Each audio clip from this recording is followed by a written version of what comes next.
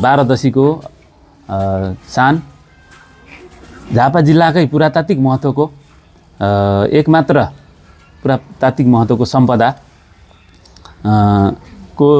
चाहिँ यो जुन जहाँ गुरुकुल सञ्चालनमा छ, यहाँ दैनिक रुद्राभिषेकहरू भइरहेको छ, यहाँ दैनिक हवन हुने गर्दछ। यहाँ 58 सालमा हाम्रा गायत्री स्वरूप महाराजबाट उहाँको बाहुलीबाट प्रज्वलन गरिएको दीप अहिले पनि अनवरत रूपमा प्रज्वलित छ। यस्तो पावन क्षेत्र जहाँ 18 पुराणहरू आयोजना गरिसकिएको छ, विभिन्न ठुल्ठुला विराट ज्ञान महायज्ञहरू आयोजना गरिएको छ। यस्तो पावन स्थली नैनीसारण्य क्षेत्रको रूपमा चाहिँ सुपरिचित छ। अहिले यो यति धेरै साधु सन्त महात्माहरूको यो आगमन भएको पावन स्थली, यहाँ नेपालकै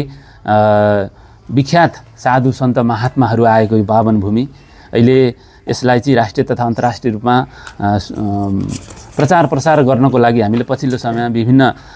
प्रयासहरू गरिरहेका छौँ र यही प्रयासकै सन्दर्भमा यसपटक पनि हामीले यही कार्तिक 26 गतेबाट हामीले बाला चतुर्दशीको पावन अवसरमा मङ्सिर 4 गते समापन हुने गरी हामीले कार्यक्रम समायोजन गरिएको छ। यसपटक हामीले श्री शौर्य महापुराण धनधान्याञ्चल विराट ज्ञान महायज्ञ आयोजना गरेका छौँ र यस महायज्ञमा यसपटक हामीले चाहिँ विभिन्न विद्वानहरूलाई ल्याएर कथा प्रवचन गर्ने हाम्रो प्रयास रहेको छ र यसपटक हामीले नेपालकै सुप्रसिद्ध सन्त व्यक्तित्व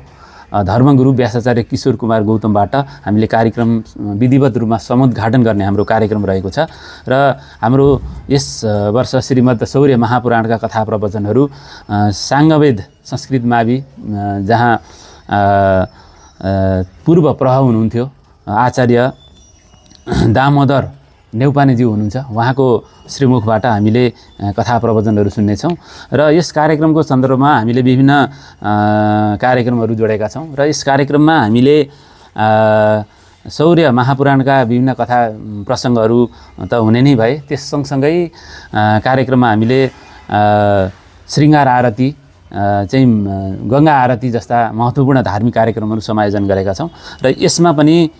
यस वर्ष हामीले कार्यक्रम उद्घाटन चाहिँ धर्मगुरुबाट हामीले कार्यक्रम उद्घाटन गर्छौँ भने हाम्रा यस वर्ष यस स्थानमा विगत वर्षहरूमा आउनुभएका सुप्रसिद्ध अन्तर्राष्ट्रिय स्तरमा एक परम पूज्य गुरु हुनुहुन्छ ईश्वर कृष्ण महाराजजी, उहाँको बाहुलीबाट कार्यक्रम विधिवत रूपमा समापन हुनेछ र उहाँ हाम्रो कार्यक्रममा 4 गते समापन समारोहमा आइपुग्ने हामीलाई जानकारी गराउनु भएको छ र सोही अनुसारले सोही कुरा यहाँहरू समक्ष म जानकारी गराउन चाहन्छु। र कार्यक्रममा विशेष गरेर हामीले यो बाला चतुर्दशीको पावन अवसरमा यहाँ चाहिँ विगत धेरै अगाडिदेखि यस क्षेत्रमा सद्वी छर्ने कार्यक्रम श्रद्धालु भक्तजनहरूको विशाल उपस्थिति रहने गर्दछ। यसपटक पनि हामीले त्यो सद्वी छर्ने कार्यक्रमलाई अलिकति बृहत गर्न हामीले जमर्को गरिरहेका छौँ र तमाम श्रद्धालु भक्तजनहरूलाई झापावासी लगायत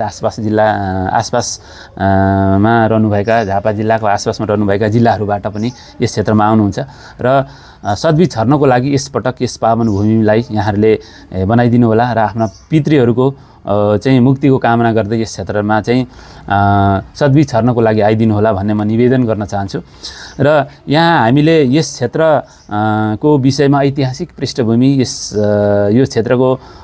चाहिँ ऐतिहासिक पृष्ठभूमि धार्मिक महत्त्व अत्यन्तै धेरै महत्त्वपूर्ण छ र यसको विषयमा हामीले यहाँहरूसम्म प्रेस विज्ञप्ति मार्फत पनि हामीले यहाँ जानकारी गराएका छौँ र यो महाभारतकालीन समयमा पाण्डवहरूले चाहिँ गोवंशको संरक्षण गर्ने क्रममा यस क्षेत्रमा आएर पाण्डवहरूले चाहिँ गोवंशको संरक्षण गर्नुभएको धार्मिक मान्यता छ। यसमा प्रमाणित पौराणिक तथ्यसहित हामीले यो तथ्यहरू हाम्रा गुरुहरूले हामीलाई भन्नुभएको छ र साथसाथै यस क्षेत्रमा यो क्षेत्र धेरै लामो पुरानो इतिहास भएको कारणले यसका विभिन्न कालखण्डमा विभिन्न नामले सुपरिचित हुँदै आएको पावन भूमि हो। यसलाई ऐतिहासिक नाम चाहिँ कञ्चनगढ भनेर पनि चिनिन्छ र द्वापर युगमा पाण्डवहरूले यस क्षेत्रलाई चाहिँ गोवंशको संरक्षण गर्ने क्रममा दक्षिणमा गएर किचक वध गरेर आएर यस क्षेत्रमा शिव स्तुति गरेर शिव को आराधना गरेर शिव स्थापना गरेको मन्दिर जुन अहिले पनि यहाँ छ र त्यो पुरातत्व विभागले यसको ऐतिहासिकतालाई पुष्टि गरेर अहिले यो पुरातात्विक महत्त्वको क्षेत्र पुरातात्विक महत्त्वको सम्पदा भनेर अहिले पुरातत्व विभागले चाहिँ निर्माण गरिरहेको छ। र यस्तो हाम्रो गौरव यो झापा जिल्लाको शान हाम्रो गौरवको विषय एउटा यो हो। त्यति धेरै ऐतिहासिक धार्मिक महत्त्वको क्षेत्र हो। त्यसो भएको हुनाले यो क्षेत्रमा हामीले गरेको प्रयास यस क्षेत्रको प्रमोटको लागि यस क्षेत्रको प्रवर्धनको लागि हामीले गरेको प्रयास पूर्ण नभए पनि हामीले हाम्रो तर्फबाट हाम्रो क्षमताले भ्याएसम्म हामीले गरिरहेका छौँ। र यस वर्ष पनि यहाँहरूलाई म यो प्रेस विज्ञप्ति मार्फत यहाँहरूलाई म यस क्षेत्रमा आएर हामीले आयोजना गरेको महापुराणमा सहभागी भएर कथामृत पान गरेर चाहिँ आफूलाई पनि धन्य बनाउनको लागि अनुरोध गर्छु। साथसाथै हाम्रो जुन उत्साह छ हाम्रो यस संस्थाप्रति जुन अगाडि बढाउने हाम्रो जोस जाँगर उत्साह छ यहाँहरूको उपस्थितिले पनि हामीलाई थप ऊर्जा मिल्नेछ भन्ने हामीले महसुस गरेका छौँ। र यस पावन भूमिमा गुरुकुल पनि सञ्चालनमा छ र गुरुकुललाई अहिले हामीले चाहिँ उल्लेख्य विद्यार्थीहरूको माझमा गुरुकुल सञ्चालन गरिरहेका छौँ र सबै कुरा गुरुकुलमा हामीले पूर्ण रूपमा निःशुल्क विद्यार्थीहरू पठन पाठन गराइरहेका छौँ। र यस गुरुकुललाई पनि हामीले प्रमोट गर्नु छ, गुरुकुललाई पनि व्यवस्थित गर्नु छ, गुरुकुलमा रहेका विद्यार्थीहरूलाई हामीले यिनीहरूको भविष्य सुनिश्चित गर्नु छ। त्यसो भएको हुनाले हाम्रो यस वर्षको यस महायज्ञको प्रमुख उद्देश्य भनेको गुरुकुलको संरक्षण सम्वर्धन गर्ने, यसलाई चाहिँ एउटा गुरुकुल मात्रै नभएर एउटा महाविद्यालयको रूपमा स्थापित गर्नुपर्छ भन्ने हाम्रो एउटा उद्देश्य पनि हो। साथसाथै यस वर्षको हाम्रो महायज्ञको प्रमुख उद्देश्यहरू मध्ये यस संस्थामा विगत 2 वर्ष अगाडि ईश्वर कृष्ण महाराजज्यू आएर उहाँकै सङ्कल्प अनुसार उहाँकै सदिच्छा अनुसार 108 शिवलिङ्ग सहितको शिवालय निर्माण सम्पन्न गर्ने चाहिँ हाम्रो उद्देश्य हो। र त्यो निर्माणाधीन अवस्थामा रहेको अत्यन्तै धेरै भव्य सुन्दर मन्दिर छ जुन हामीले परिकल्पना गरेका छौँ। हामीले जुन एउटा DPR तयार गरेर हामीले कार्य अगाडि बढाएका छौँ र उक्त कलात्मक मन्दिर हामीले निर्माण सम्पन्न गर्नु पनि हाम्रो यसपटकको